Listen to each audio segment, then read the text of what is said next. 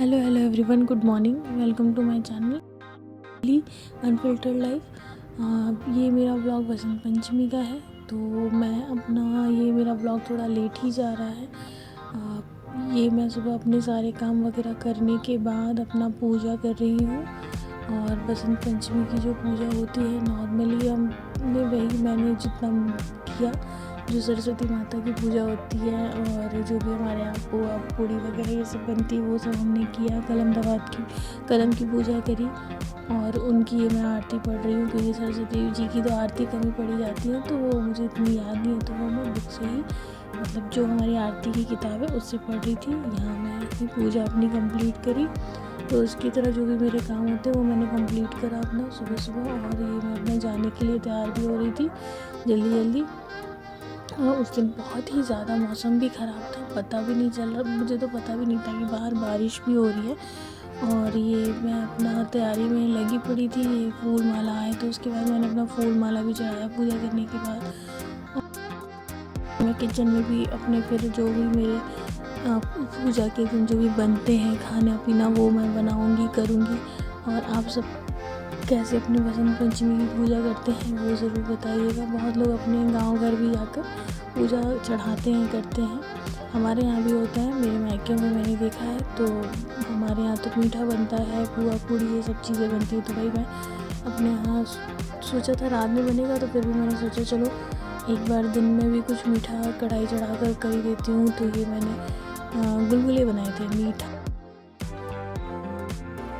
पानी और आटे से नॉर्मली एक गुलगुला बना दिया था। नॉर्मली ये बनाए थे मैंने, पूड़ी बनाई थी। और जो मटर की सब्ज़ी मेरी सास ने सुबह भी बना के रख दिया था, तो वो मैं अपना कंप्लीट हो गया था। ये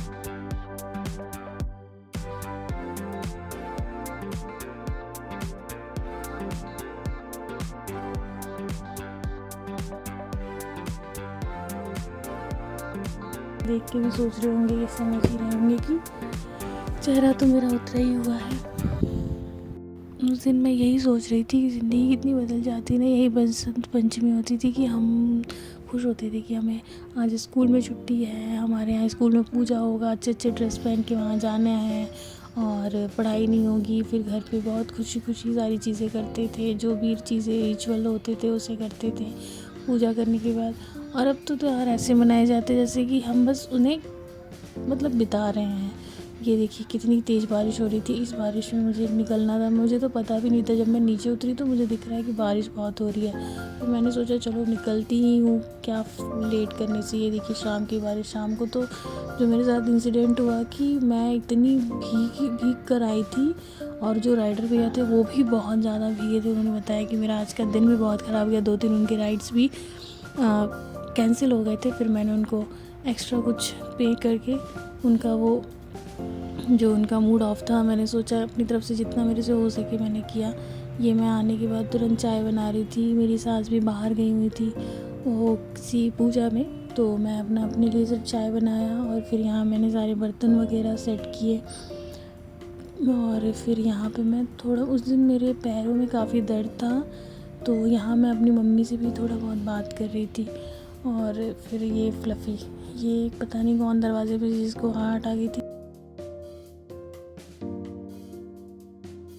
जब तक मम्मा आती नहीं ये दरवाजे पे ही बैठा रहता। और यहाँ मैंने चावल भिगो दिए थे, पीले चावल बनाने थे। मैंने सोचा सबसे सिंपल है ये बना लेती हूँ। और फिर मैंने यहाँ पे तैयारी कर ली। मैंने कोई शूट नहीं करा, उस दिन मेरी तबीयत ठीक नहीं थी और मूड भी बहुत ख़राब था, तो मैंने ये बना लिए थे और मैं खाने जा रही थी। आंटी भी आई थी। Thank you for the watching, like share and subscribe.